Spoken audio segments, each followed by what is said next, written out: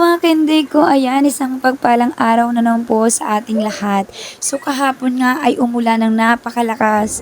Sobrang init tapos biglang umulan. Bigla-bigla na lang ang lakas ng ulan. So yun nga, habang nagbabike si Caleb ay naabutan siya ng ambon. So ito namang makulit na to ay talagang hindi na umalis sa paglalaro at talagang tinuluyan na lang maligo sa napakalakas na ulan. Kung hindi pa nga kumulok at kumidlat ay hindi yan titigil. So ako naman, pinabayaan ko na lang dahil hindi naman yan madalas maligo sa ulan. Hindi naman siya yung tipong kada ulan ay naliligo.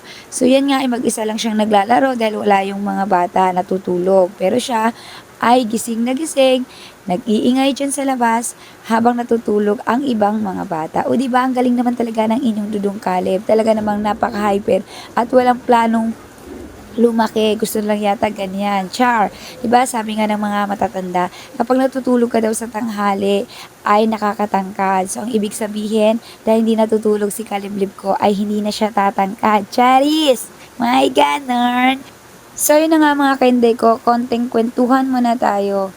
Alam nyo ba, nung kabataan ko, nung nandun kami sa may Dinagat Island, talagang sobrang saya namin. Sobrang saya namin ng mga kaibigan ko tuwing umuulan kasi naliligo kami tapos naglalaro kami ng habulan. Doon kasi mga kainday ko, nung mga panahon namin, way back 1990s, talagang hindi uso ang gadget. Talagang ang mga nilalaro namin mga kabataan ay palagi lang yung tagu-taguan, nagbabatuhan ng tsinelas, tapos bahay-bahayan. Ang saya-saya. Tapos sobrang dami pa namin noon. Talaga yung mga kapitbahay namin, naglalabasan kami. Lahat talagang naglalaro kami. Wala yatang araw na hindi kami naglalaro. Tapos nagpo-food trip kami kapag merong mga puno na inaakyat katulad na lamang ng tambis, bayabas, mangga. Talagang kung ano-ano na lang kinakain namin mga kainday ko.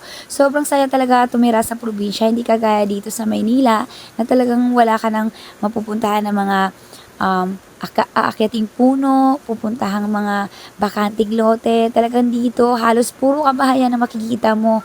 Makakapasyal ka man sa may mga mall, zoo, pero malalayo. Hindi katulad doon na paglabas mo lang sa bahay, ay may mga puno na agad. At malawak doon ang mga kalsada, lupa, lahat. Talagang napakasarap talaga mamuhay sa probinsya.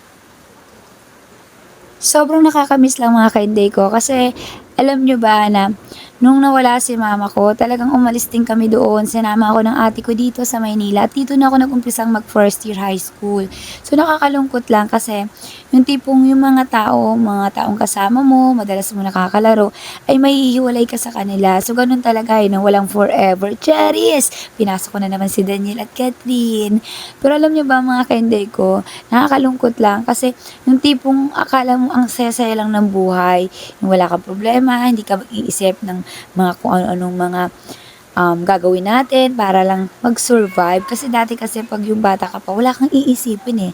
Talagang maglaro dito, maglaro doon, uuwi kapag nagutom, uuwi kapag napagod, at uuwi kapag pinagalitan na ng mga magulang dahil sobra-sobra na yung paglalaro mo sa labas. Ang sarap lang talaga balikan mga kainday ko, no, yung mga kabataan natin. Kasi ako kasi talaga, every time na naiisip ko yung kabataan ko, sobrang saya talaga kasi kasama ko yung mga kapatid ko, tapos ang dami ko pang mga kaibigan. Wala kami ginawa kundi maglaro, maglaro dito, maglaro doon.